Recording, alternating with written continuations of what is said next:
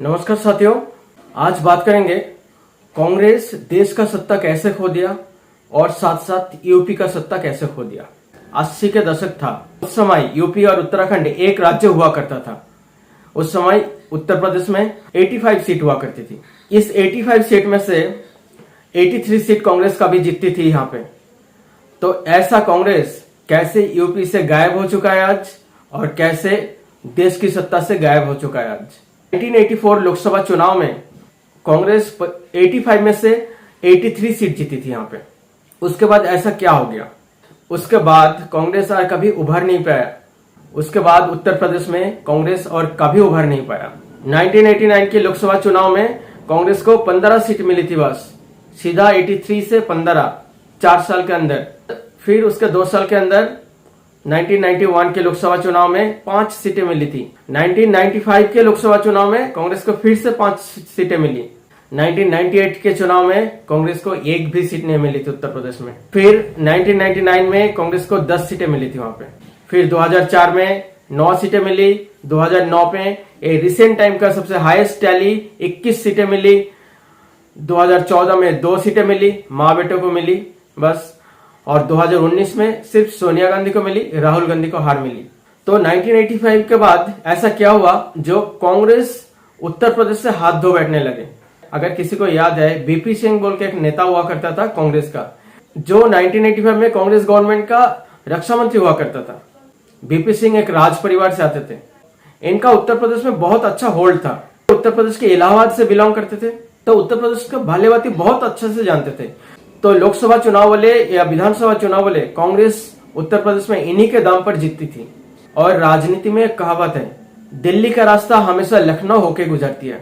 यानी उत्तर प्रदेश में अगर सीटें ज्यादा मिली आपको, उत्तर प्रदेश में आपको जीत मिली, तो आप दिल्ली में सरकार बनाओगे। वो कहावत आज भी सच है, जिसका है उत्तर प्रदेश उसका है दिल्ली। फिर बोफोर्स मामला को लेकर राजीव गांधी के साथ बीपी सिंह का अनबन शुरू होने लगा। इन दो फैमिली में जो दोस्ती थी वो दोस्ती टूटने लगी। राजीव गांधी और बीपी सिंह एक दूसरे को चैलेंज देने लगे, एक दूसरे को कटाक्ष करके बात करने लगे। ये सब कांग्रेस के लिए तो अच्छा नहीं था, कांग्रेस के लिए यह बहुत बुरा साबित हुआ।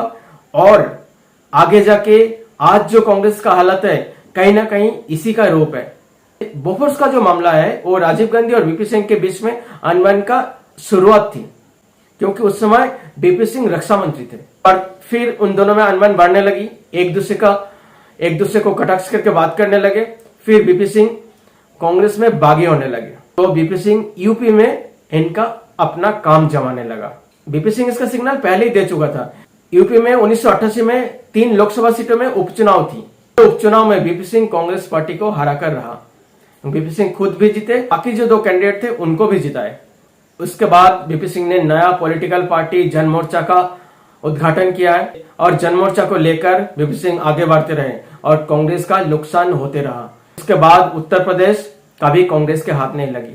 नेहरू, इंदिरा, राजीव, सोनिया गांधी, राहुल गांधी सब कोई उत्तर प्रदेश में जीत के संसद में पहुंचता था। आज ऐसा हालत है, 2014 में 80 में से, उत्तर प्रदेश के 80 सीटों में से बस सोनिया गांधी और राहुल गांधी जीती थी, अमेठी और रायबरेली। 2019 में राहुल गांधी हार गए थे अमेठी से, सोनिया फिर भी जीती थी। इस बार ऐसा है, सोनिया गांधी राजस्थान से राज्यसभा से चुन के आने के बाद उत्तर प्रदेश में 80 में से कांग्रेस की एक भी सांसद नहीं है।